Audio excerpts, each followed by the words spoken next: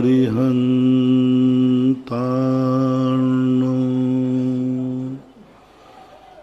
नमो सिद्धार्णो नमो आयर्यार्णो नमो वज्रायार्णो नमो लोये सवशाहूर्णम। पंच परमिष्टि भगवान की जय हो। आचार्य श्री गुरुवर कुंद कुंद महाराज की जय। आचार्य श्री गुरुवर विद्यासागर महाराज की जय। परम पूजनीय निर्यापक श्रमण मुनि श्री सुधा सागर जी महाराज की जय हो। परम पूज्य क्षुल्लक श्री गंभीर सागर जी महाराज की। सभी श्रोतागण एवं जिज्ञासु पूज सभी को नमोस्तु करें। नमोस्तु महाराज जी। स्वामी महाराज। श्रीमती माधवी जैन बनगांव से पूछती हैं, नमोस्तु महाराज जी, आपने प्रवचन में बताया कि क्षमा करना बहुत मुश्किल है और क्षमा करने वाला सबसे बड़ा होता है, परंतु कई लोग सारी जिंदगी क्षमा मांगते रहते हैं गलती ना होने पर भी, परंतु जो व्यक्ति गलती करता है उनको हमेशा क्षमा करता रहता है। महाराज जी, वह व्यक्ति कितना तुमसे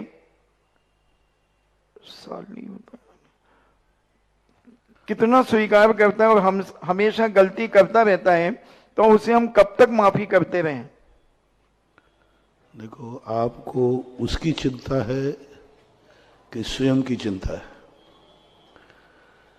स्वयं की यदि चिंता है तो जन्म जन्म तक माफ करते रहो, और उसकी चिंता है तो थोड़ा बीच में गुस्सा कर लिया करो, थोड़ा सा अपना रौब दिखा दिया करो, जिससे वो थोड़ा ज़्यादा उद्दंडता ना करे। कई बार कहते हैं सीधे व्यक्ति का मुख कुत्ता चाटते हैं, सीधे व्यक्ति को लोग परेशान करते हैं। अपनी स्वयं की चिंता है तो तुम्हें ये नहीं देखना कि कहाँ तक सब्र, क्योंकि क्षमता क्षमा हमारा स्वभाव है। धर्म की सीमाएं मत बांधो। कितना क्षमा करना, कितनी देर क्षमा करना, ये सीमाएं धर्म की नहीं, सीमाएं बांधो क्रोध की। कितना क्रोध करना, कहाँ करना। धर्म तो असीम होना चाहिए। कभी ये परिणाम नहीं आना चाहिए कि मैं कहाँ तक सहन करूं। सहिष्णुता तो हमारा स्वभाव है, असीम होना चाहिए। मैं कहाँ तक माफ करूं, क्षमा करना तो हमारा स्वभाव है, असीम होना चाहिए। तो इसके लिए कोई वो नहीं है। लेकिन अब तुम्हारा व्यवहारिक रूप में यदि तुम सहिष्णु नहीं बन पा रहे हो तो थोड़ा बहुत उसको दिखा दो कि भाई मैं भी कम नहीं हूं।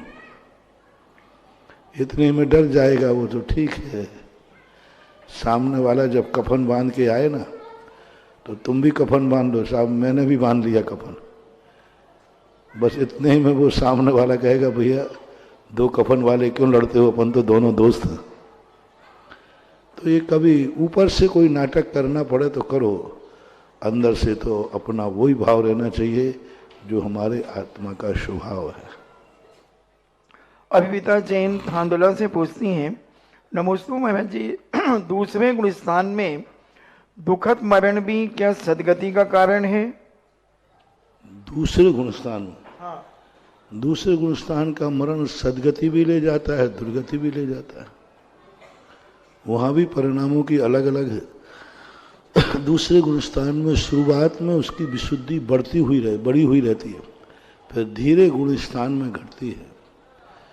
एक गुणस्थान ऐसा है दूसरा जिसमें जितना समय व्यतीत होगा उतना उसकी विशुद्धि घटती है। तो पहले समय से लेकर आवली के असंख्यात में भाग प्रमाण तक यदि व्यक्ति मरता है तो देव ही जाएगा। उसके बाद मरता है, जैसे मान लीजिए 100 समय तक दूसरे गुणस्थान का काल है, तो प्रथम 10 समय में मरेगा तो देव जाएगा, दूसरे 10 समय में मरेगा तो वह मनुष्य बनेगा। तीसरे 10 समय में मरेगा तो वो मनुष्यों में भी अपर्याप्तक होगा। चौथे समय में मरेगा तो वो असंगी होगा।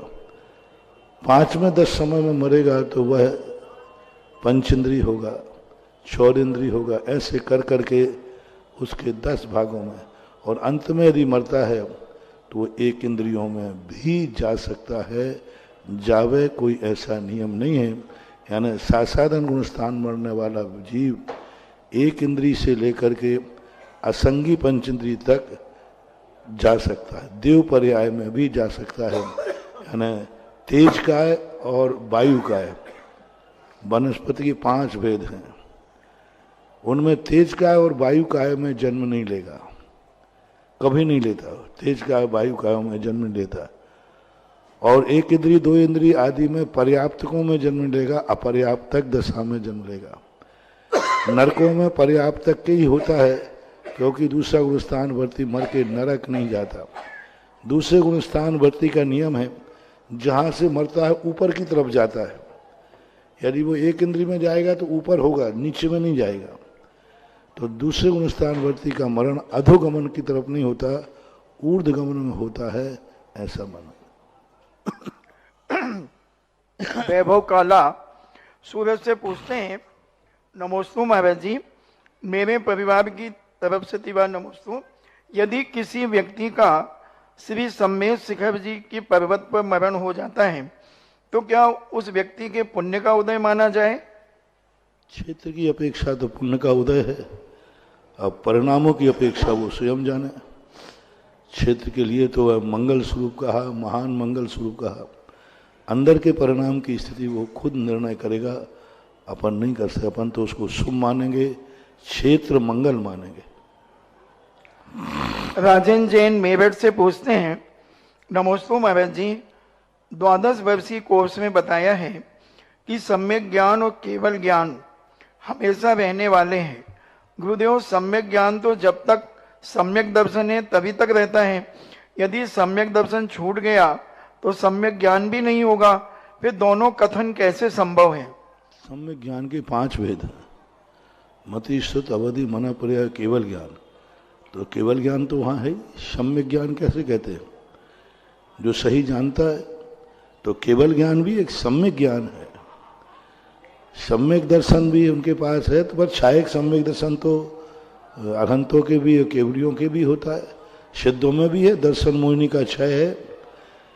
जब अरहंत भगवान में और सिद्ध भगवान में तत्वार सूत्र के अनुसार 9 छायक भाव होते हैं और 9 लब्धियां होती हैं, और 9 लब्धियां सिद्ध भगवान के भी होती हैं। और 9 लब्धियों में जो है सम्यक और चारित्र भी आता है, छायक वो भी होते हैं, ऐसा लगाना चाहिए। शर्ला जैन जयपुर से पूछती हैं, नमोस्तु महाराज जी, उस सर्पणी काल में अधिकांश तीर्थंकर अधोलोक से आएंगे, तो पूजा की जयमाला में किस प्रकार से उनकी पूजा की जयमाला बोली जाएगी? वैसे बोली जाएगी कि धन्य प्रभु, नरकों से भी इतना पुण्य काया, अरे वो तो और महान है। किसी ने स्वर्गों में रह के पुण्य कमाया, किसी ने अच्छे स्थान पर रह के पुण्य कमाया।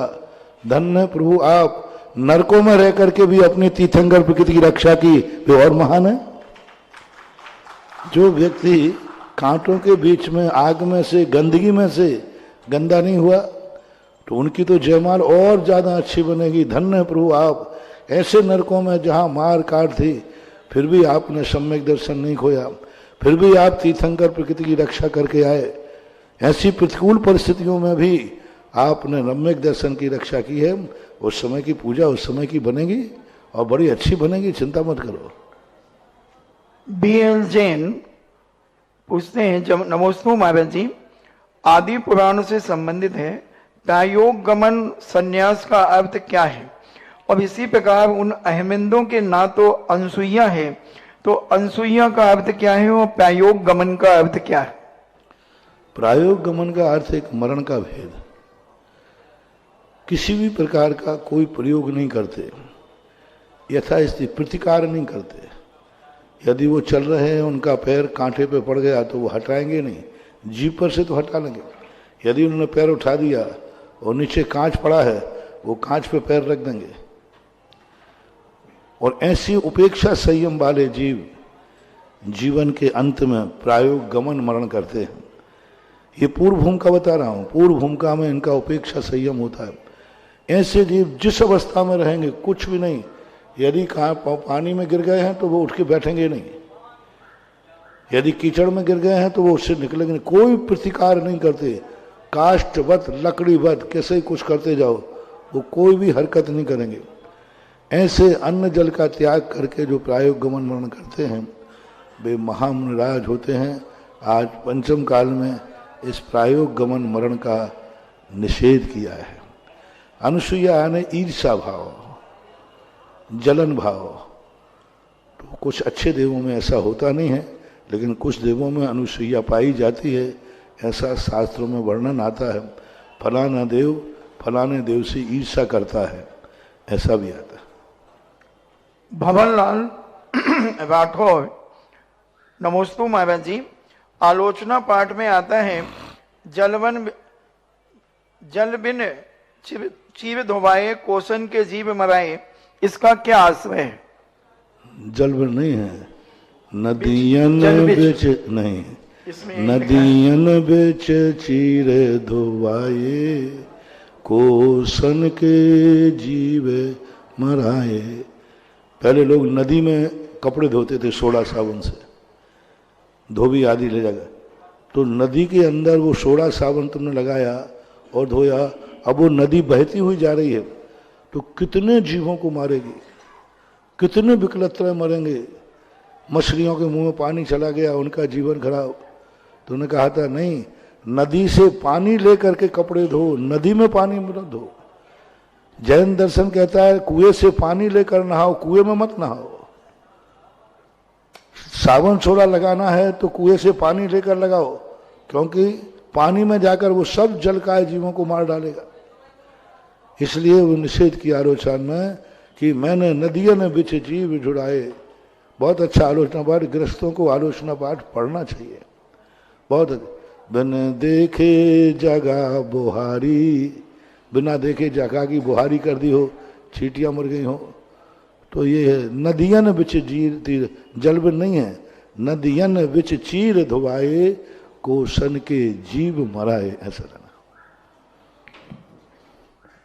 जिज्ञासा समाधान के लाइव सेशन में आप सभी का स्वागत।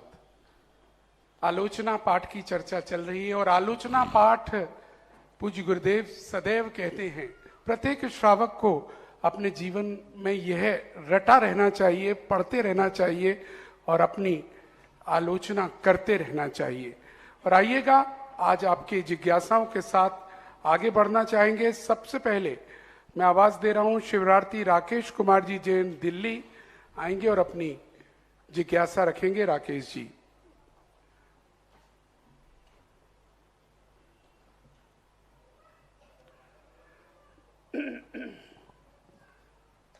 महाराज जी के श्री चरणों में त्रिवार नमोस्तु, छुल्लक जी के चरणों में इच्छामी।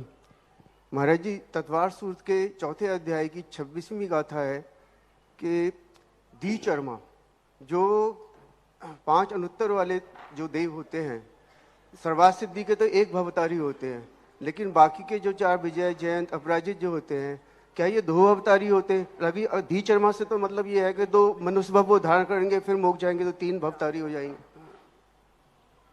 त्रिचर्मा शब्द का प्रयोग नहीं आया हमारे यहाँ। एक चर्मा, सर्वार सिद्धि के देव को एक चरम और द्विचर्मा कहा है अनुत्तर विमानों में। जो शेष अनुत्तर विमान है उनमें द्विचर्मा कहा है, बस 2 चरम तक का ही लिया है। तो 2 चरम का अर्थ मनुष्य पर्याय ही नहीं, एक बार वो यहाँ मनुष्य पर्याय में आएंगे, पुनः वो देव जा सकते, जावे कोई नियम नहीं, पुनः एक पर्याय और धारण कर सकते हैं और फिर दूसरी बार मनुष्य बनेंगे। तो यानी 2 बार मनुष्य बनने का नाम द्विचर्मा है और 1 बार मनुष्य बनने का नाम एक चरम शरीरी है। तो क्या मनुष्य से मनुष्य बन सकते हैं 2 चर्म? हो सकते, कोई बाधा नहीं। कोई अनुत्तर विमान से कोई जीव आया, क्योंकि क्षयोपशम सम्यक दृष्टि भी वहां रहता है, और क्षयोपशम सम्यक दृष्टि जीव यहां आकर के मिथ्या दृष्टि हो गया, क्षयोपशम, और मिथ्या दृष्टि होकर के मनुष्य के मनुष्य में जन्म गया। तो फिर मनुष्य भाव में फिर वो दूसरे चरम भाव में सम्यक दर्शन प्राप्त करके मोक्ष चला जाएगा। ऐसा। नमस्ते। साधना जैन भोपाल आ जाएं, और उसके बाद तैयार रहें श्रीमान मोनू छाबड़ा सीकर राजस्थान से।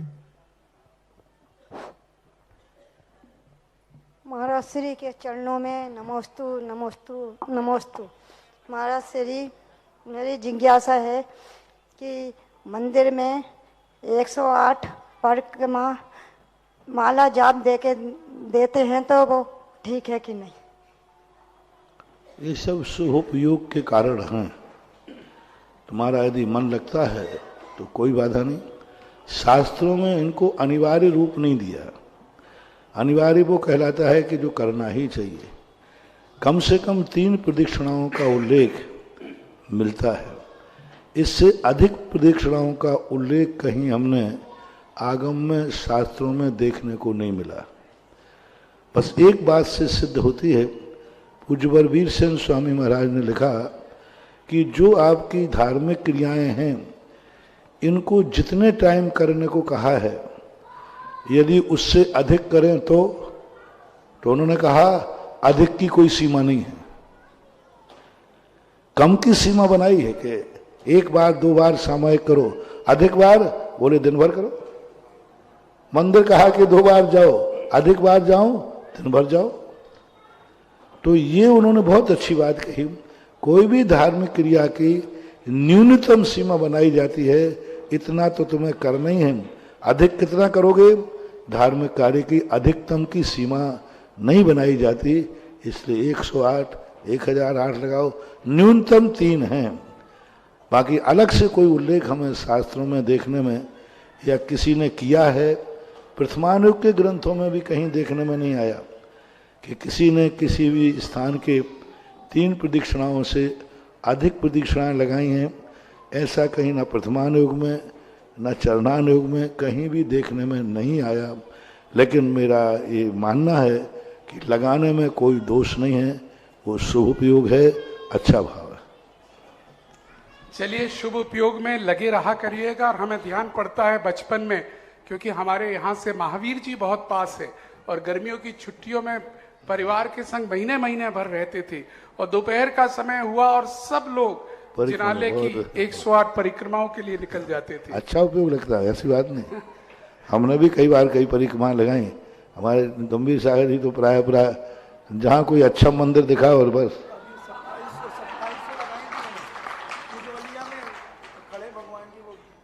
पिजौलिया के गगन बिहारी भगवान अलौकिक भगवान है, तो इन्होंने 27 लगाई। वाह! मैंने एक बार लगाई थी, 108 लगाई थी, मैंने भी लगाई थी। बहुत सुंदर। चलिए, मोनू जी छाबड़ा सीकर, आप आते हैं पूज्यवर कविवर ज्ञान सागर जी महाराज के ग्राम से कहूं, परिवार से कहूं। आइए, बहुत बहुत स्वागत। मेरे आराध्य गुरुदेव के चरणों में त्रिबार नमोस्तु। छुल्लक श्री गंभीर सागर जी महाराज वन इच्छामी।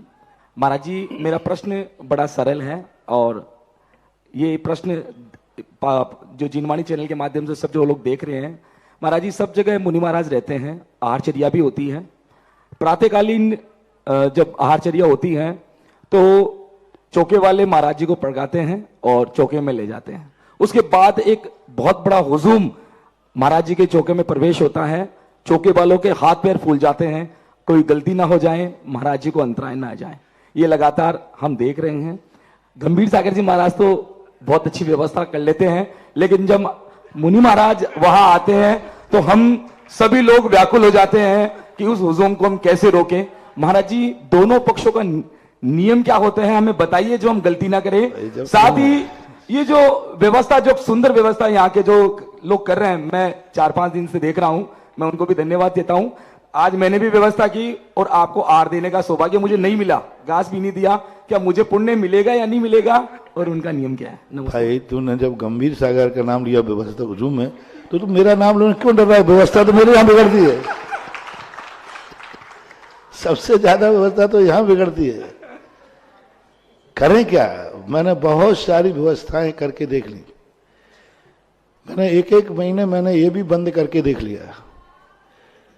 जब यहाँ 30-30, 40-40, 50-50 चौके लगते हैं, उसमें हम आहार को जाएंगे नहीं, लेंगे नहीं, और उनसे हम लेंगे नहीं, तो किसी का नाम तो 31वें दिन पड़ेगा।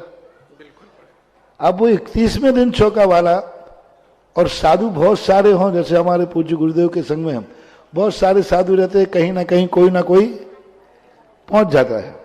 अब यहाँ तो हम दो ही थे और हम अकेले हैं महाराजों में, तो अब उसका नाम तो 31वें दिन ना तो हमने लिया ना हम उसके यहाँ पहुंच पाए, तो वो तो पागल हो गया। और इतने बुरी तरह राग द्वेष हुए, इतने बुरी तरह राग द्वेष हुए कि लोग रो पड़े, बोले महाराज जी आप आओ या नहीं आओ, लेकिन चौके में लेने से बंद मत करो। अब उनका रोना देख करके मैंने कहा भाई तुम हमारी जो होगी सो होगी, तुम्हारी मन शांति हो जाना चाहिए। फिर उसके बाद भी व्यवस्थाएं बनाई गई, यहाँ बहुत अच्छी व्यवस्थाएं चल रही हैं। अभी मैं देख रहा हूँ यहाँ पर थोड़े बहुत उद्यम तो होते ही हैं, फिर भी यहाँ अभी जो लाइन लगा करके व्यवस्थाएं चल रही हैं, बहुत कुछ सही चल रहा है। 100% नहीं कह रहा हूँ, 100% तो सही नहीं है, फिर भी 75% सही चल रहा है। शुरू शुरू में तो इससे ज्यादा भगदड़ थी, बाद में थोड़ा सा संकेत किया तो आगरा वालों ने थोड़ी कृपा कर दी हमारे ऊपर। अब वो लाइन लगा लेते हैं और लाइन लगा करके मैं भी लाइन की तरफ देख लेता हूँ, फिर उसी स्पीड से लेना शुरू कर देता हूँ। तो अब ये व्यवस्थाएं हैं, नहीं करते हैं तो साधु देखो हजारों घर हैं, साधु का समय सीमित होता है। छत्रमास हुआ तो 120 दिन होते हैं। अब 120 दिन में 120 ही चौकों में जा पाएंगे और घर हजारों हैं। उपवास आदि के दिन अलग निकल जाते हैं। तो अब ये आगम में तो ऐसा कुछ नहीं है, ये तो आपसी लेन देन है, आपसी व्यवहार है। नहीं देने में यदि भीड़ लगी है तो नहीं देने वाला श्रेष्ठ है भीड़ में। और ये इसका अर्थ नहीं है कि अपन को देना ही नहीं, क्योंकि अपन को तो हाथ जोड़ने में फायदा है। दो व्यक्ति हैं, एक ने मैंने कहा कि बोले कि अनुमोदना का बहुत बड़ा पुण्य है, तो एक ने कहा ठीक महाराज आज से हम नियम लेते हैं किसी भी महाराज को आहार नहीं देंगे, सदा अनुमोदना करेंगे, महाराज के आहार ठीक हो। अरे मैंने कि मामला गड़बड़ हो जाएगा, क्योंकि मैंने एक दिन अनुमोदना की, जैसे आपने प्रश्न किया ना, तो इसी प्रसंग को लेकर के मैंने अनुमोदना की महिमा गा दी कि नहीं देने वाला जो अनुमोदना कर रहा है, हाथ जोड़ रहा है, वो महान पुण्यात्मा है, जो दे रहा है उसका पुण्यहीन है। तो लोग तो मेरी वाणी पकड़ लेते, उनका ठीक महाराज अब कल से अब तो वो मामला हो गया। तो दूसरे महाराज ने फिर मुझे शिकायत की, तो उनके पास कि भाई हार नहीं महाराज अनुमोदना में ज्यादा पुण्य लगता है। उसके घर में हार हुए तो उसने नहीं दिए, घर में हार नहीं दिए, बोले नहीं देने में और अनुमोदना में पुण्य ज्यादा लगता है, महाराज जी ने कहा था। तो मुझे फिर वो प्रवचन को फिर वापस लिया, उसको रिन्यू किया। फिर मैंने कहा जहां देने को मिले तो चूकना नहीं दे पाओ तो दूसरे से दिलवा देना, और जब दोनों चूक जाओ तो अनुमोदना कर लेना। ये है कृत को छोड़ करके कार्य नहीं करना। पूज्यवर कार्तिकेय स्वामी ने कार्तिकेय अनुप्रेक्षा में स्पष्ट कहा, धार्मिक क्रियाएं करने को मिले तो चूकना नहीं, सबसे पहले करो। जब करना संभव नहीं हो तो दूसरे से कराओ। अब हम करा भी नहीं सकते क्योंकि महाराज जी नहीं है यहां, तो उन्होंने कहा कि फिर आप अनुमोदना करिए, तीसरे नंबर पर अनुमोदना है। ये क्रम है, ना कि अनुमोदना श्रेष्ठ है। कहीं ऐसा नहीं हो जाए कि हम कहते हैं कि महाराज भैया अनुमोदना बहुत अच्छी तुमने नहीं दिया, तो कल के दिन तुम्हारे चौके में हार कहें हम तो ठीक है हाथ जोड़े महाराज ले आओ, और फिर सारे चौके वाले यही कर ले। में तो मंदिर से जब महाराज चौका लगाना नहीं, क्योंकि अनुमोदना में पुण्य ज्यादा है। महाराज का हार ठीक हो, अब कहाँ हो। तो विवेक देख, अर्पिता नर्पित सिद्धि, सापेक्ष करना चाहिए। कहीं अनुमोदना श्रेष्ठ है, कृत नहीं। यदि हम अशुद्धि हो रहे हैं, हम अशुद्ध हो रहे हैं, तो देने की अपेक्षा अनुमोदना श्रेष्ठ है। तो ये अपेक्षाएं हैं, प्रमाद नहीं। महाराज जी प्रश्न ये था कि बाहर से जो लोग चौके में प्रवेश कर रहे हैं दूसरे चौके में, तो उनको कब चौके में प्रवेश करना चाहिए? वो पूजन से पहले प्रवेश कर जाते हैं। आपने कभी यात्रा की है गाड़ी से? की है महाराज जी। जब पहले थोड़ा बोले, गाड़ी खड़े होने के बाद बैठना चाहिए कि खिड़की में से रूमाल फेंक के बैठना चाहिए? गाड़ी बैठ जाए तो फिर भी गाड़ी तो रुकी हुई तभी बैठते हैं महाराज। फिर भी रिजर्वेशन पक्का। फिर भी कभी कभी खिड़की से रुमाल भी डाला। बस यही मामला है। देखो अब यही है, उसको वो सोचता है कि बाद में तो ये जाने नहीं देंगे, रोक देंगे, तो वो खिड़की में से घुस जाते हैं। महाराज जी रुमाल डाल बहुत ज्यादा डलती है। ये सब व्यवस्थाएं हैं, पर कंट्रोल रहना चाहिए, अनुशासन रहना चाहिए। जितना अनुशासन रहे, हम कई बार 200, 300 लोगों से हार लेते हैं। यदि व्यवस्थित ढंग से दे, सबसे ज्यादा परेशान कौन करते हैं ना, जो माताएं वगैरह होती है ना, जो प्रतिदिन देती हैं, वो ज्यादा अनुसार। जो नए लोग आते हैं ना, वे तो बेचारे लाइन में खड़े रहते हैं धीरे। तो थोड़ा अनुशासन, स्थानीय लोग यदि अनुशासन रखें तो अनुशासन बन सकता है, बनाया जा सकता है। मोनू जी, वैसे आगरा में बहुत सुंदर व्यवस्था, जैसा पूज्य श्री कह ही रहे हैं, ये निश्चित तौर पर पहले 6-7 दिन तो हुज्जुम हुए थे, समझ में नहीं आ रहा था कैसा होगा। इसके बाद हमारे कार्यकर्ताओं की टीम ने बहुत अच्छी तरह संभाला है और पूज्यवर ने इतना अच्छा कोऑपरेट किया है। 200 लोग मिनिमम डेली होते हैं, ऐसा एक भी दिन नहीं गया 200-250 पुरुषों की और 100-150 महिलाओं की। अब ये पूज्यवर कैसे मैनेज करते हैं वो है, लेकिन सब शांति से चलता है। और ये बात सत्य है, जो रोज रोज उनको थोड़ा संयम बरतना चाहिए, नए लोगों को आगे आने देना चाहिए। जो और जिसका स्थानीय माता बहनें हैं, स्थानीय लोग अब दे चुके हैं तो वो लास्ट में रहे। जो दे चुके हैं यहाँ के, वो लास्ट में मौका मिल जाए तो दे देना, और पहले जो बाहर के आए हैं उनको व्यवस्था बनाए। और व्यवस्थापक यदि सही हो व्यवस्थापक क्या करते हैं, जिनको व्यवस्थापक रहो वो खुद देने में लग जाते हैं, वो थाली पकड़ के खड़े हो जाएंगे। उनको रहना चाहिए बाहर। एक व्यक्ति को साथ में लाओ, साथ में दिलाओ और उसको बाहर बाकायदा वेलकम के साथ बाहर भेजो। ये यदि होती है, आचार्य तो अभी आहार बाहर वालों से नहीं ले पाते हैं। हम लोगों ने आचार्य की खूब व्यवस्था की है, बहुत लाइन लगती थी। 78 की बात है, 78 की, 77 नैनागिर के अंदर हम लोग आचार्य हार लेते थे सबसे। बिल्कुल यही व्यवस्था हम लोगों ने वॉलंटियर बनकर के व्यवस्था संभाली थी कि एक व्यक्ति उसके साथ जाएगा, दूसरा खड़ा रहेगा, वो उसको आहार दिला करके बाहर तक छोड़ेगा, दूसरा वॉलंटियर दूसरे को आएगा। तो इतनी अच्छी व्यवस्था होती थी कि आचार्य को कहीं भी गर्मी भी नहीं लग पाती थी और आहार आचार्य बहुत अच्छे से आहार लेते थे और कोई धक्का बुक्की नहीं होती थी। अब तो किसी को आहार देना मिलना मुश्किल है। उस समय सब 100 लोग आते थे तो 100 लोग आहार देते थे और बहुत अच्छी तरह देते थे। तो व्यवस्था बनाने वाले थोड़े से अच्छे हों तो संख्या से कोई फर्क नहीं पड़ता। थोड़े आइटम भी थोड़ा थोड़ा दे करके यदि करें तो बनाया जा सकता है। आइटम समय कम हो तो हाथ भी लगाया जा सकता है। व्यवस्थाएं बनाना चाहिए। चलिएगा, व्यवस्थाएं बनाना चाहिए। और अब मैं बुलाना चाहूंगा श्रीमती सूर्यकांत जी सेठी अजमेर। वो लाई हैं एक समाचार। सबसे पहले तो मुनि श्री प्रसाद सागर जी महाराज का 3 बार नमोस्तु भेजा है पूज्य श्री, और आगे का समाचार आप बोलेंगी। मेरे गुरुवर के चरणों में बारंबार नमोस्तु नमोस्तु नमोस्तु। मेरे और मेरे परिवार का बारंबार नमोस्तु। चुल्लत जी महाराज जी के चरणों में 3 बार इच्छामी इच्छामी इच्छामी।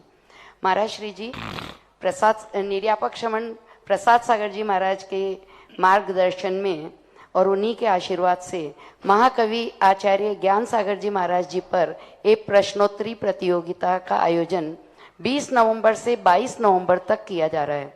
इसमें देश और विदेश के सभी साधर्मी बंधु अपनी भागीदारिता निभाएंगे। परीक्षा निशुल्क है और ऑनलाइन यदि पुस्तक वो प्राप्त करना चाहते हैं तो वो भी निशुल्क है। लेकिन यहाँ पर भी यह पुस्तक उपलब्ध है और मनोज भैया उसके बारे में बताएंगे और हम ये चाहेंगे कि वो इसका पोस्टर का लोकार्पण भी करवाएं। महाराज जी, इस संदर्भ में हम सब जितने भी आपके भक्त हैं, जो भी आचार्य ज्ञान सागर जी महाराज जी के भक्त हैं, वो सब आपसे दिशा निर्देश प्राप्त करना चाहते हैं, ऐसी हम सबकी भावना है। नमस्ते महाराज। पहला भक्त तो मैं ही बैठा हूं क्योंकि ज्ञान सागर महाराज जी का जो साहित्य है आज के युग में बहुत गौरवपूर्ण है। आज के युग के लिए जहाँ कंपटीशन का युग है उसके लिए बहुत कार्यकारी, और उनकी जो नैतिक शिक्षाओं का जो रूप है वो बहुत बहुत महत्वपूर्ण आज के युग में है। कुछ ऐसी छोटी छोटी किताबें उन्होंने लिखी हैं जिनके अंदर आज व्यवहारिकता में आचार्य सिंह ने जो हथकरघा की जो बात चलाई, वो आचार्य ज्ञान सागर महाराज की छोटी छोटी पुस्तकें हैं, उनमें ये सब लिखा है लघु उद्योगों के लिए। तो ये व्यवस्थाएं बहुत अच्छे संकलन करके अभी प्रसाद सागर जी महाराज चतुर्मास में ये 2-3 प्रतियोगिताएं करा चुके। एक अंग्रेजों के संबंध में सोने की चिड़िया और लुटेरे अंग्रेज, उस पर प्रतियोगिता थी। फिर बाद में एक हाइको पे पूज्य गुरुदेव के हाइको के ऊपर प्रतियोगिता थी, और अब ये प्रतियोगिता आचार्य ज्ञान सागर महाराज के एक संक्षिप्तीकरण छोटी सी पुस्तक निकाली है, उस पर प्रतियोगिता है।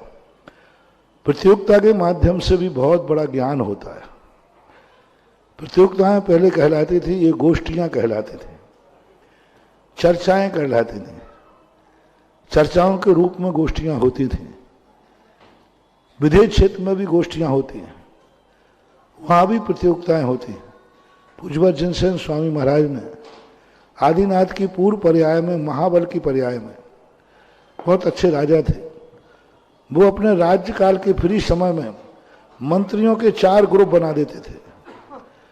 तुम नास्तिकवाद पे बोलोगे, तुम क्षणिकवाद पे बोलोगे, तुम, और वे 4 प्रकार के मंत्री 4 विचारधाराओं के बैठ करके और फाइट करते थे एक दूसरे के प्रति। तो प्रतियोगिताएं अनेक अनेक रूप में सामने आती हैं। इन प्रतियोगिताओं के माध्यम से व्यक्ति अध्ययन करता है, पढ़ता है।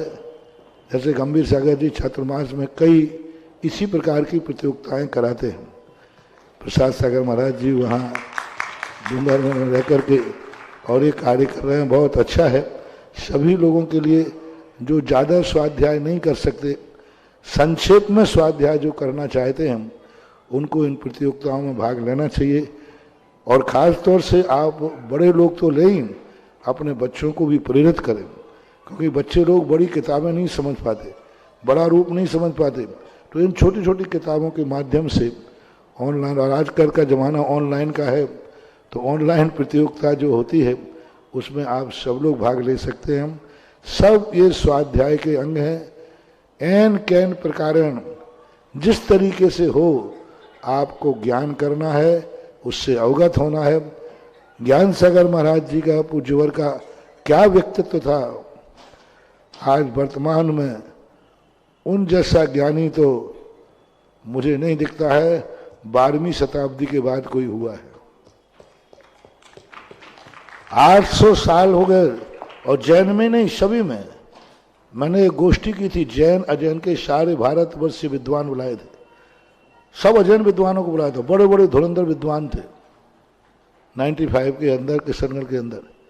और जब उनको ज्ञान सागर महाराज का साहित्य दिया तो उन सब विद्वानों ने मिलकर कहा, एक बृहत्त्रयी चलती है साहित्य में, 3 ग्रंथ हैं, और सबने कहा 800 साल तक कोई उन 3 ग्रंथों की बराबरी नहीं कर पाया।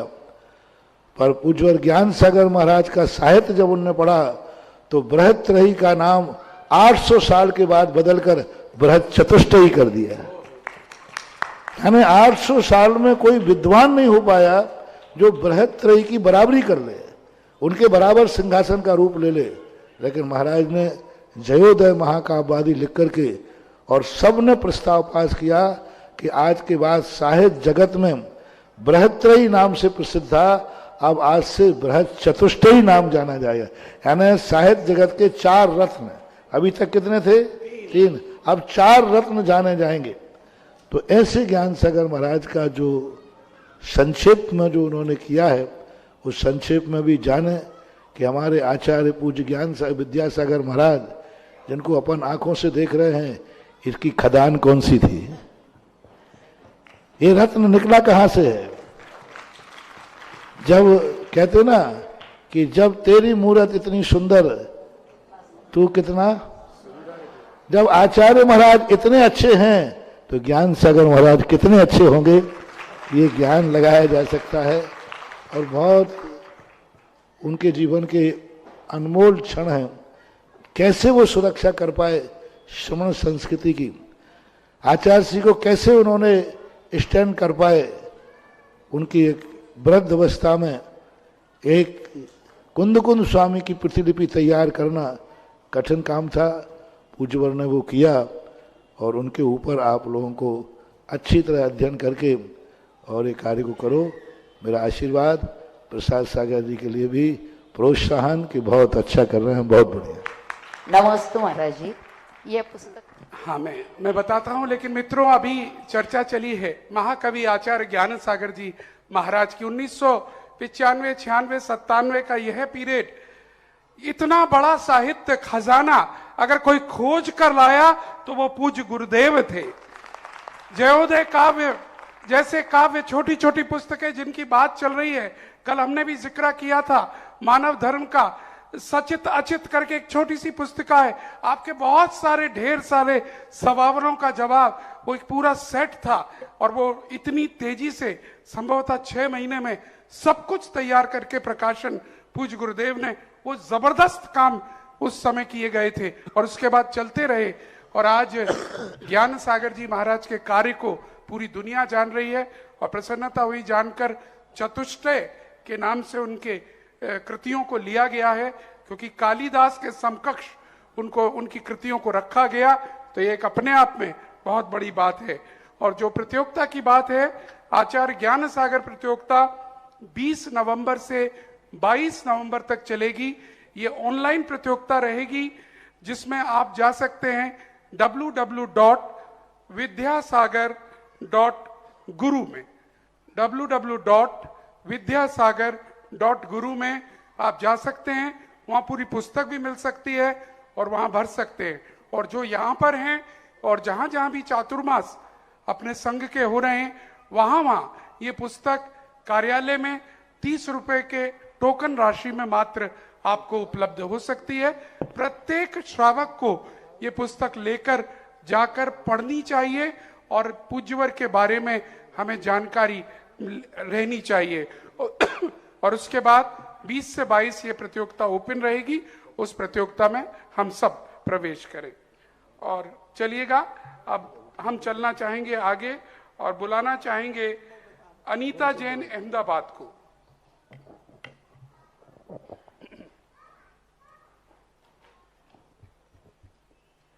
मेरे प्रातः स्मरणीय वर्तमान के वर्धमान मुनि पुंगम श्री निरापक पुंगम सुधा सागर महाराज जी के चरणों में नमोस्तु नमोस्तु नमोस्तु। महाराज जी के चरणों में इच्छा अभी मैं यहाँ आई थी कुछ समय पहले। ये पातालकोट एक्सप्रेस की दुर्घटना के दौरान मैं इसी बोगी में थी जिस में दुर्घटना हुई। उसमें बोगी में सारे डिब्बे जले, 3 डिब्बे तो टोटली जल गए थे। उस जिस डिब्बे में जलना स्टार्ट हुआ, मेरे बोगी में आग लगी हुई थी। बहुत ज्यादा ऐसे डिब्बे जो थे टूट के जल गए पूरी अग्नि में, ऐसी अग्नि में कि कुछ भी नहीं बचा। यहाँ तक कि पूरा सामान, हर वस्तु जल गई। यात्री कुछ भगदड़ मच गई, कुछ निकले और जैसे ही हम लोग निकले तो घास 80 की स्पीड में थी, एक्सप्रेस थी ट्रेन, तो 80 की स्पीड में थी तो रुकने का कोई नहीं था। फिर आगे उतरे तो घास में आग लग गई, क्योंकि इतनी अग्नि हो चुकी थी, डिब्बा जल चुका था कि घास में आग लगी। जैसे घास में आग लगी, आगे बढ़े तो पत्थर पड़ हुए थे, वहां पे निकले हम लोग। फिर जाके महाराज जी बहुत लोग हम पुण्य का प्रताप था, आपका आशीर्वाद था कि हम लोग सुरक्षित रहे। नहीं तो कोयले की खान में से कोई सुरक्षित नहीं आता, रंग तो लग ही जाता कोयले का। लेकिन भगवान वर्तमान के वर्धमान आप हैं। मैंने तो किसी और को नहीं देखा, आपको ही देखा है। मेरे भगवान महावीर के रूप में आप हैं। आपने पुनः जीवन दान दिया मुझे। मैं आपके, मेरे पास तो शब्द ही नहीं है कि मैं कैसे कहूँ आपका। इतना आशीर्वाद प्राप्त हुआ। हमारी बेटी और हम थे, हम अपने घर से आए थे, चौका लगाया, महाराज जी का सौभाग्य प्राप्त हुआ, आहार दिया और फिर उसके बाद हम लोग आए। तो ना बेटी को कुछ हुआ महाराज जी की कृपा से और ना मुझे कुछ हुआ। लेकिन उस ट्रेन की आप देखिए, पातालकोट एक्सप्रेस सर्च करके देखिए, 25 अक्टूबर की लेटेस्ट बात है। लेकिन भगवान की कृपा और मेरे गुरुदेव का आशीर्वाद रहा कि मैं सुरक्षित रही और मुझे एक इतना सा भी निशान नहीं आया और मेरी बच्ची पूर्णतः सुरक्षित रही।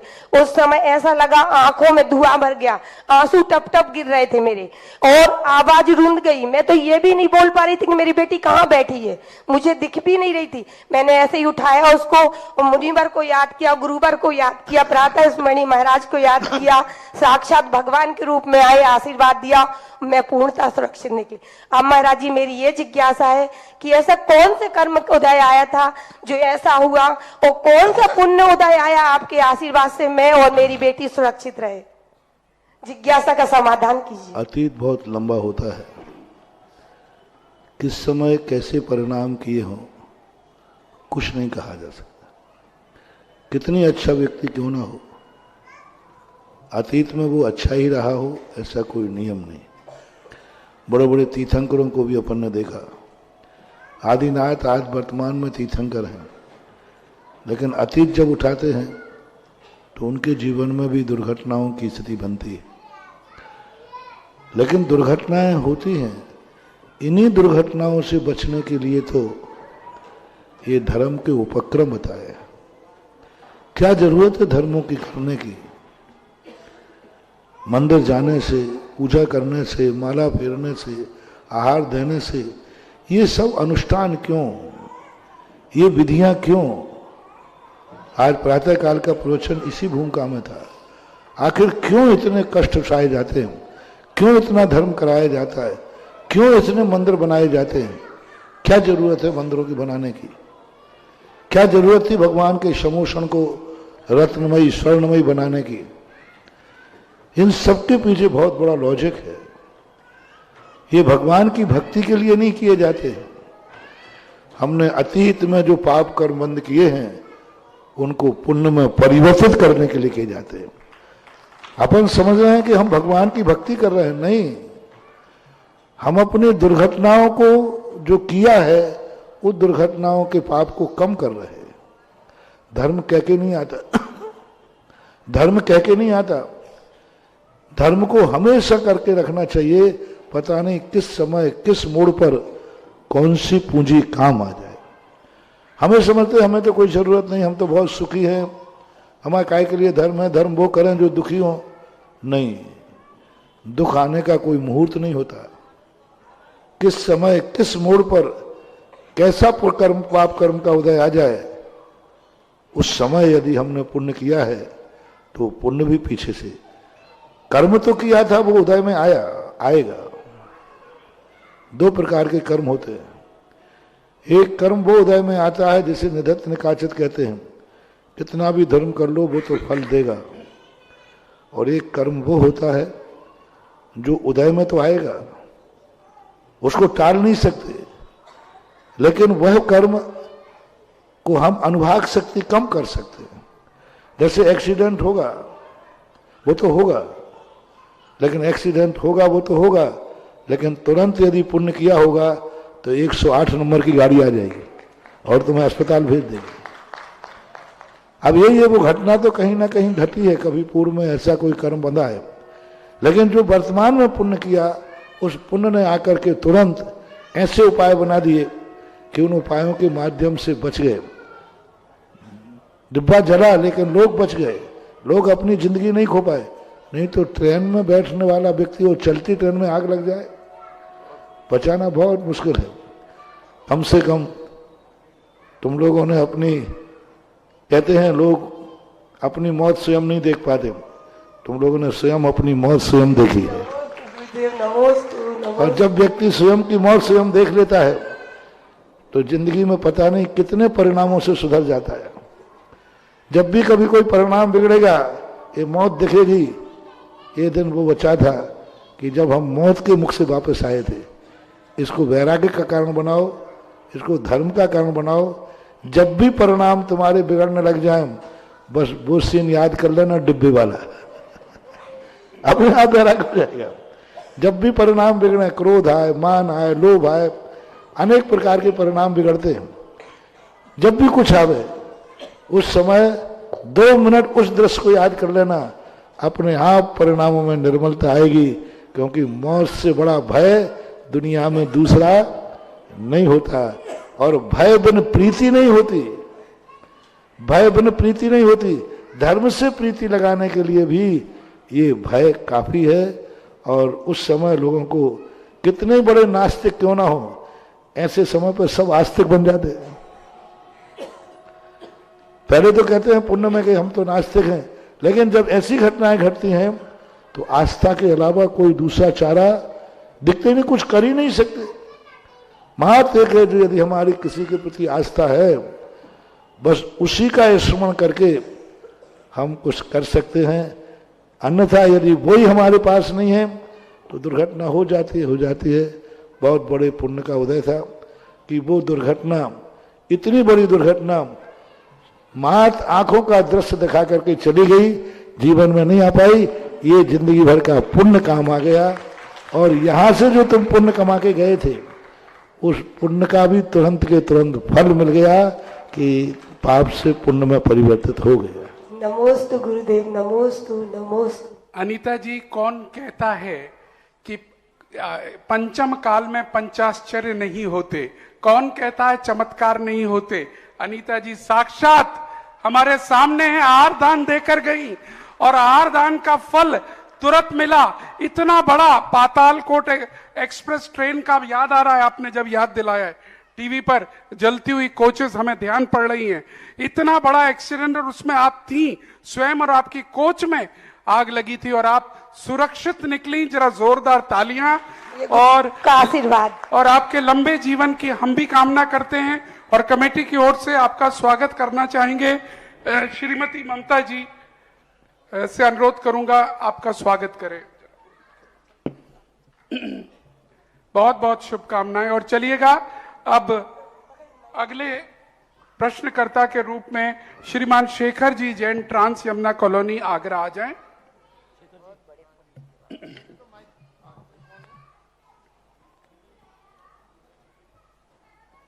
शेखर जी नहीं है? अगला अंकित जैन, रोकड़िया परिवार, जबलपुर। मम आराध्य गुरुदेव के चरणों में त्रिवार नमस्तु, चुल्लक जी के चरणों में एक शामी।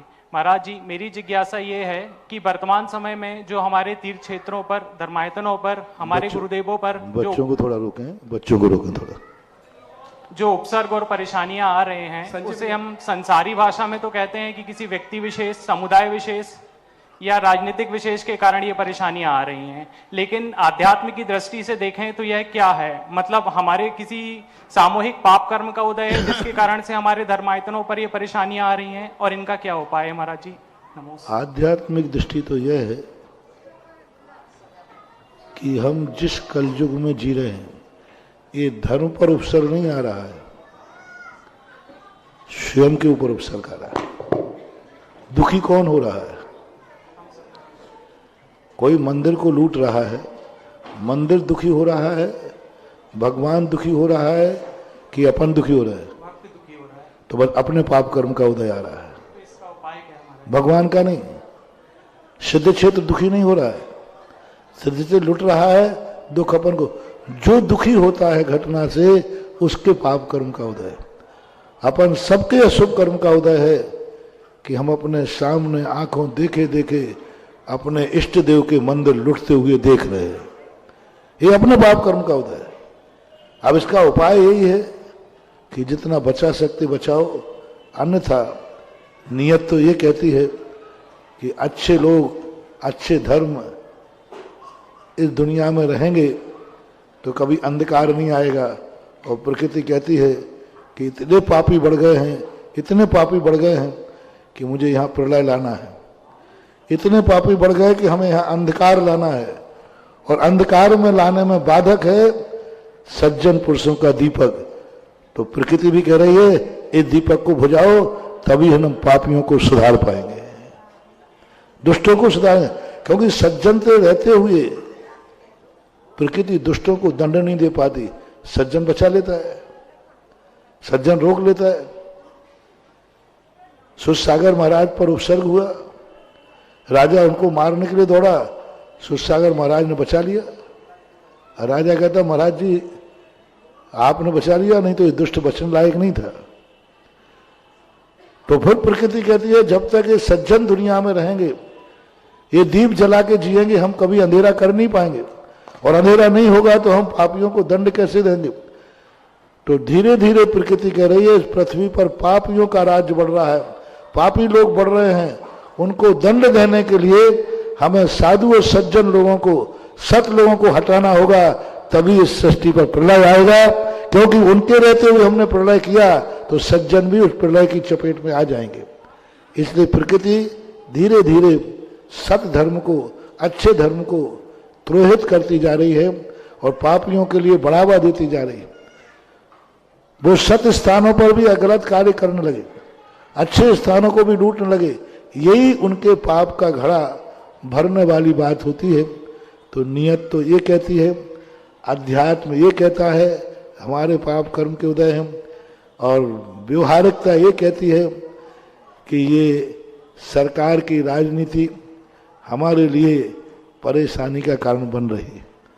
सरकार यदि हमें अल्पसंख्यक मानकर पूरा प्रोटोकॉल देवे तो शायद हमारी सुरक्षा हो सकती है। तो अनेक दृष्टिकोण हैं, उन सभी दृष्टिकोणों से देखना पड़ेगा। चलिए, श्रीमती दीर्घा जी जैन, अहमदाबाद है क्या? अच्छा, दीर्घा बच्ची है क्या?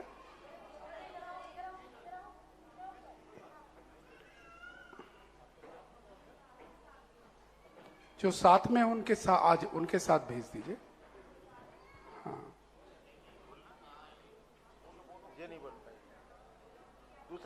चलिए, मैं बुलाना चाहूंगा आशा जी बड़जात्या, किशनगढ़, आ जाएं। माइक दे दीजिए।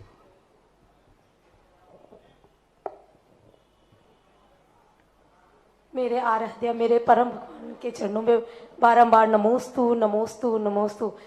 गंभीर सागर जी महाराज के चरणों में बारंबार इच्छा में गुरुवर, किस पुण्य के उदय से मंदिर के पास घर मिलता है?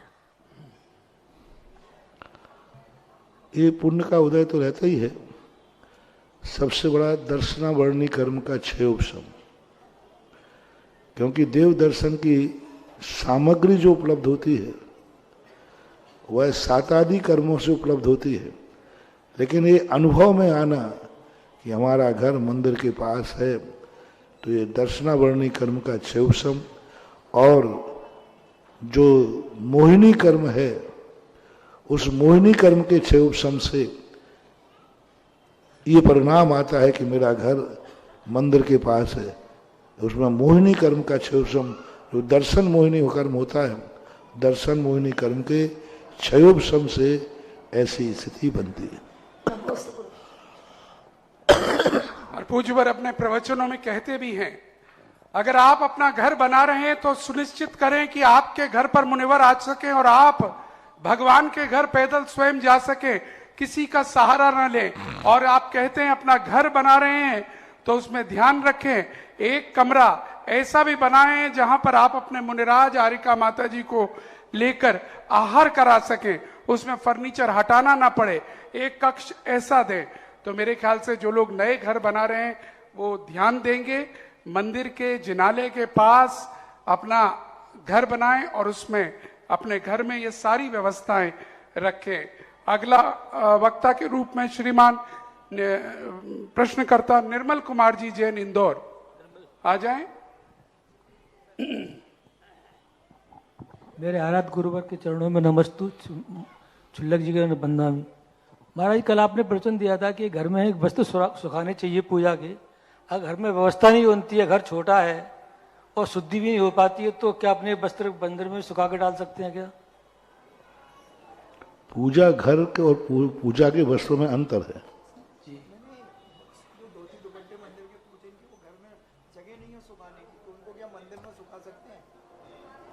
मंदिर में सुखाने में कोई बाधा नहीं, किराया दे देना।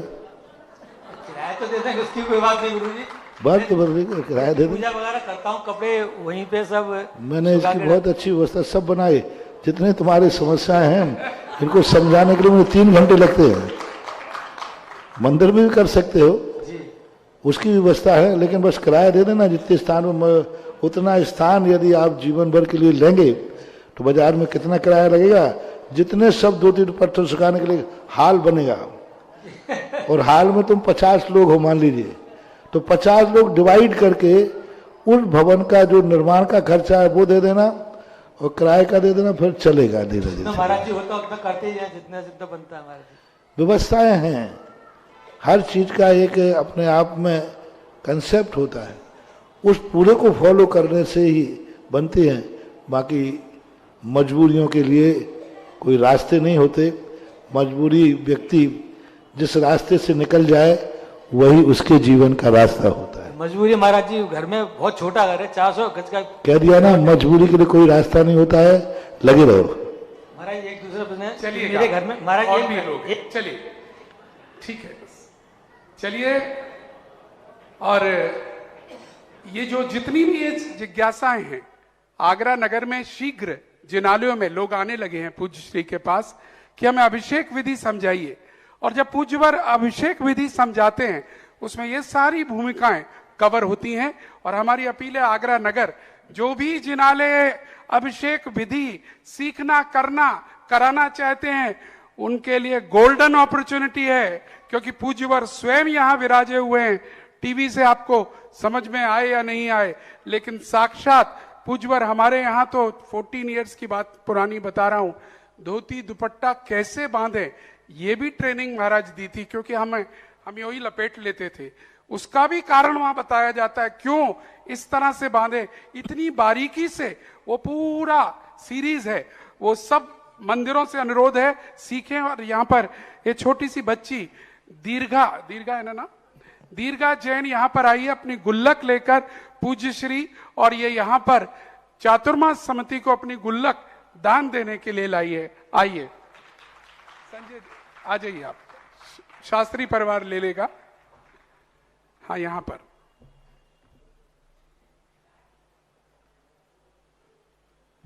लोकोदय तीर्थ के लिए, क्या बात है, बहुत सुंदर। और रख लीजिएगा लोकोदय तीर्थ। जितनी छोटी ये बच्ची है, जितनी छोटी ये बच्ची है ना, इतनी छोटी एक दिन इसकी मम्मी थी। अरे वाह, बहुत सुंदर, बहुत है। लोकोदय तीर्थ के ऊपर हमें ध्यान पड़ रहा है। यहाँ पर कई लोग हमसे पूछ रहे हैं, अभी 2 दिन पूर्व सहस्त्रकूट जिनालय की घोषणा की गई थी, और जिस तरह से यहाँ पर व्यवस्थाएं हो रही हैं कि एक घोषणा होती है और पूरा का पूरा घोषणा एक व्यक्ति ले जाता है। अभी महावीर भैया का फोन आया था, आचार्य श्री को जब समाचार मिला कि डायमंड कारपेट दूसरी योजना ले गए, बड़े प्रसन्न हुए, मुस्कुराए और बोले तभी तो भेजा था इनको। आचार्य श्री को भी बड़ा आनंद आ रहा है, आगरा के जो अलग अलग लोग समाचार सुना रहे हैं।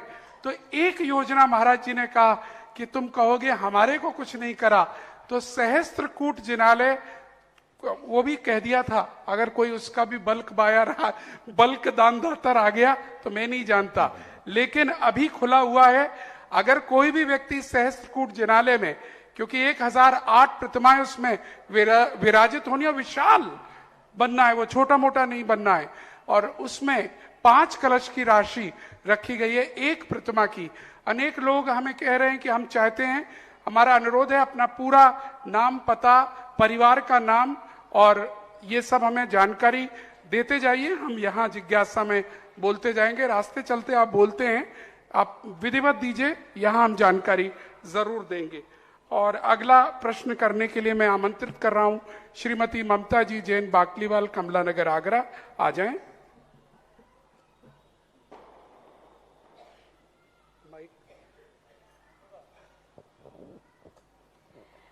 गुरुदेव के चरणों में त्रिबार नमोस्तु, छुल्लक जी के चरणों में इच्छामी। गुरुदेव, शांति धारा और अभिषेक में जो मंत्रोच्चारण होते हैं उसमें छिंदी छिंदी भिंदी भिंदी नमो तथास्तु कुरु कुरु स्वाहा जैसे शब्द आते हैं, उसे रेखी के अनुसार उसमें हाथों की क्या भूमिका होनी चाहिए? काय के अनुसार? रेखी के अनुसार, मतलब पहुंचाने के लिए। रेकी इसका अर्थ होता है एक नकारात्मक धातुएं होती हैं, कुछ सकारात्मक धातुएं होती हैं। जब किसी वस्तु को हमें हटाना हो तो हमें नकारात्मक शब्दों का प्रयोग करना पड़ता है। हमारी हरकत नकारात्मक होना चाहिए। जब हम किसी को हटाना चाहते हैं तो इन 5 उंगलियों में भी हमारी नकारात्मक शक्तियाँ हैं। जब हम किसी को हटाते हैं तो बीच की उंगली आए, ये उंगली आती है, ये क्यों नहीं आती, ये नहीं आती, ये नहीं आती, यही क्यों आती है? तो ये नकारात्मक शक्ति वाली है, ये नकारात्मक है। और जो बीच के बाजू वाली है, देखना, बीच की इस तरफ वाली इतनी नकारात्मक है और इस तरफ सकारात्मक है। जब किसी को तिलक लगाते हैं तो तिलक लगाते तो इस उंगली से लगाते, ये मैत्री उंगली है, सकारात्मक एनर्जी दी। जैसे ही तुम इस उंगली का प्रयोग करोगे, सामने वाला आपको स्वागत करेगा, आपको गले लगाना चाहता है, आपसे मित्रता चाहता है। ये मध्यमा उंगली से सकारात्मक रेकी निकलती है। अपनी 5 उंगलियों से 5 प्रकार की रेकी निकलती है। जैसे हम इस उंगली का प्रयोग करते हैं तो हमें सकारात्मक रेकी निकलती है। हमारे लिए सामने वाला वेलकम करना चाहता है। और यदि ये उंगली दिखा दी यानी हमारा बहिष्कार करना चाहता है, हमें दूर करना चाहता है। ऐसे ही शब्दों में होता है। जब हमें किसी नकारात्मक शक्ति को बाहर फेंकना है तो हमें नकारात्मक शब्द लाना पड़ेंगे, जिसमें छिंदी छिंदी भिंदी भिंदी। छिंद का अर्थ है जो मुझे परेशान कर रहा है, जो मुझे मेरी ताकत को खो रहा है, उसकी शक्ति कमजोर हो। भिंद भिंद यानी हट जाए। तो जब छिंद छिंद भिंद भिंद हम बोलते हैं तो उसमें नकारात्मक एनर्जी निकलती है। और नकारात्मक एनर्जी का अर्थ है कवच बनाता है। तुम्हारी हिम्मत हो इसके अंदर आने का चेष्टा मत करना। तो वो शब्द ही अपने आप में नकारात्मक शक्तियों को रोक देता है। और जब कभी ग्रहण करने की बात आती है, उसमें ग्रहण करने वाले भी सब तथास्तु, तथास्तु बोलते ना, तथास्तु, कुरु कुरु। अब ये सकारात्मक है, ये सकारात्मक है, यानी जो इष्ट शक्तियां हैं मेरे पास आओ, जो मेरा हित करने वाले वो मेरे पास आओ, ये वेलकम है। जब हम तथास्तु और कुरु कुरु बोलते हैं उस समय यह शब्द हमें सकारात्मक शक्तियां देता है। इस ब्रह्मांड में जितनी भी भौतिक शक्तियां हैं, हमारे शरीर में वो परमाणु आना शुरू हो जाते हैं जो परमाणु हमारे लिए हितकारी हैं, सकारात्मक हैं, जो हमें एनर्जी देते हैं, ताकत देंगे। और वो जो छिंद छिंद भिंद बैठे हैं तो जो हमारे जीवन में नकारात्मक शक्तियां हैं उनको रोकते हैं। फॉर एग्जाम्पल, जैसे आपको बुखार आ गया तो आप एंटीबायोटिक दवाई लेंगे। एंटीबायोटिक दवाई का अर्थ क्या है? हटाओ हटाओ हटाओ। और जब वो हट जाते हैं तो कमजोरी तो आएगी, तो फिर टॉनिक लेते हैं कि भाई थोड़ी उनको ताकत की दवाई दो। अब ताकत की दवाई से करते अब वो तो चला गया बुखार, लेकिन अब जो हमारी कमजोरी थी उस कमजोरी को डेवलप करने के लिए हमें ताकत की दवाई देना पड़ती है। इसलिए हर बुखार के बाद कमजोरी आती है और हर बुखार के बाद एक टैबलेट लिखता है। बस यही शांति धारा में है। छिंद भिंद विंदन है एंटीबायोटिक दवाई, हटाओ इस बीमारी को। और कुरु कुरु तथास्तु है, जो इसके आने से कमजोरी आई है वो टॉनिक में बदल जाए, सकारात्मक में। ये दोनों शांति धारा में दोनों है। और यदि तुमने छिंद छिंद भिंद भिंद किए बिना, एंटीबायोटिक यानी बीमारी को हटाए बिना सीधी टॉनिक की दवाई खा ली तो जब तक बुखार रहता है ताकत की दवाई नहीं दी जाती, अन्यथा बुखार और बढ़ जाएगा। तो ये पहले उन्होंने बहुत साइंटिफिक ढंग से लिखी है शांति धारा। पूरी शांति धारा में सुबह जो प्रारंभ में दिया है छिंद छिंद भिंद आदि, वो सब नकारात्मक है। पहले तो भगवान को स्थापित किया, भगवान की महिमा गाई, भगवान के स्वरूप को बैठाला, आप कैसे हैं। फिर जब हमारे सामने शक्ति मिल गई, डॉक्टर मिल गया, यानी जो भगवान के प्रारंभ पैराग्राफ है वो डॉक्टर का स्वरूप है, आप कैसे। और दूसरा पैराग्राफ आया है कि वो डॉक्टर कहता है पहले एंटीबायोटिक लो, पहले इस बीमारी को निकालो, फिर पूरी छिन्न छिन्न भिन्न भिन्न कहने के बाद फिर बाद में कहा है कुरु कुरु तथास्तु। तो वो हमें ताकत की दवाई देता है, सकारात्मक एनर्जी देता है। ये शांति धारा का रेकी का प्रभाव दोनों रूप में, दोनों रूप में। जब उसको एक्शन से बहुत कुछ पता चलता है, जब अपन यूं यूं करते हैं, यूं यूं करते, हाथ वही है कि नहीं। अब ये क्या कर रहा है, मतलब सामने वाला समझ गया कि ये कर रहा है ऐसा, और यूं करने का आज ग्रहण करना। तो एक्शन में जो रेकी है एक्शन पे आधारित है, रेकी जो है शब्दों पर आधारित है, रेकी जो है हमारे भावों पर आधारित है। तो शाब्दिक रेकी जो छिन्न छिन्न भिन्न में है, छिदर और भिदर ये दो धातुएं होती हैं। छिदर का अर्थ कमजोर करना, भिदर का अर्थ कमजोर करके उसको हटा देना, ऐसा की करना। तो गुरुदेव जब ग्रहण करते हैं तो क्या हमारे हाथ खुले रहने चाहिए, और जब हम छिन छिन भिन भिन बोलते हैं तो हमारे हाथ जुड़े रहने चाहिए? ऐसा कुछ नहीं है, वो तो आप खुले रखें चाहे कैसे ही रखें। भक्ति पूर्वक यदि आप कर रहे हैं तो छिन छिन भिन भिन के समय आपका परिणाम यही होना चाहिए, जो मेरी नकारात्मक शक्ति है वो बाहर जाए, जो हमारे में बीमारी है वो बाहर जाए, जो हमारे में खोट है जो बाहर जाए, हम जिससे परेशान हैं वो हमसे दूर हो जाए, ऐसा परिणाम आना चाहिए। आएगा ही, छिन छिन भिन्न भिन्न कहते ही वो परिणाम अपने आप बनता ही है, ऐसा। नमोस्तु गुरुदेव। चलिएगा, बहुत बहुत धन्यवाद। और समय कहता है कि इस कार्यक्रम को अब यहीं पर समापन की ओर ले जाएं। और आज की आरती का सौभाग्य, कौन सौभाग्यशाली होंगे जो मंच पर आकर आरती करने का सौभाग्य परिवार को मिलेगा। एक नाम हम पर पहले से ही आ चुका है।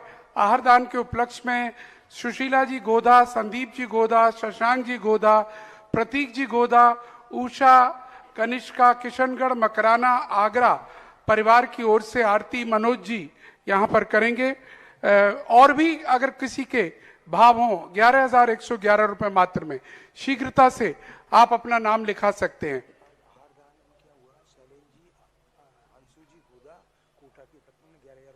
जी, आहारदान जिनके यहाँ हुआ उनके उपलक्ष्य में, ठीक है। हाँ, और ये 11,000 और अलग एक और नाम आया है, शैलेंद्र जी, अंशु जी गोदा कोटा।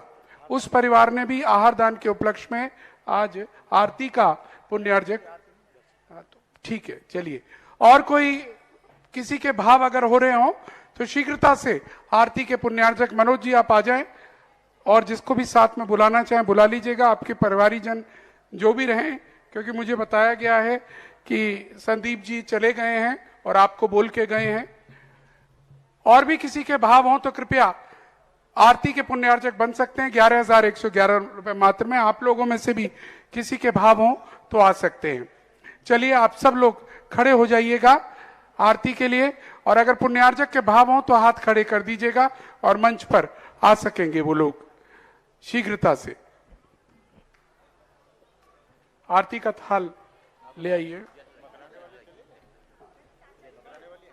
चले गए, इनको प्रॉक्सी बनाए, आप लोग प्रॉक्सी हो।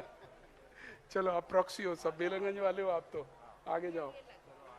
हाँ बिल्कुल, ले लीजिए, बिल्कुल।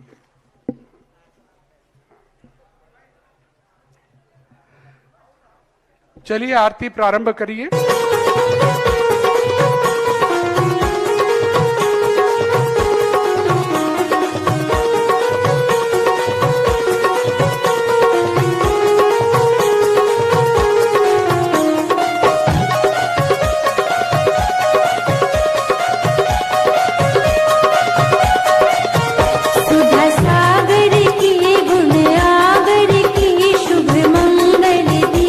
सजाए के मैं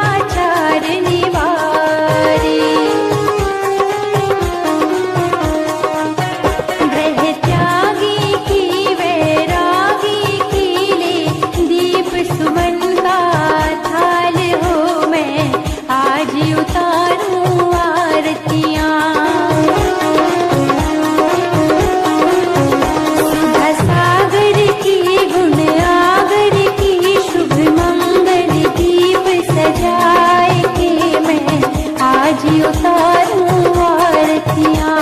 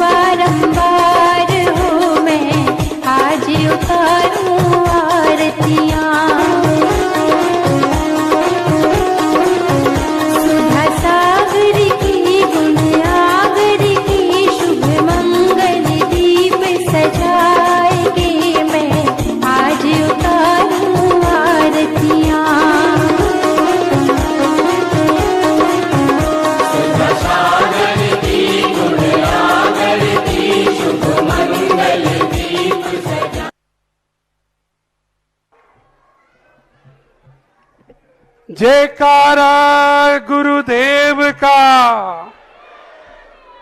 जयकारा।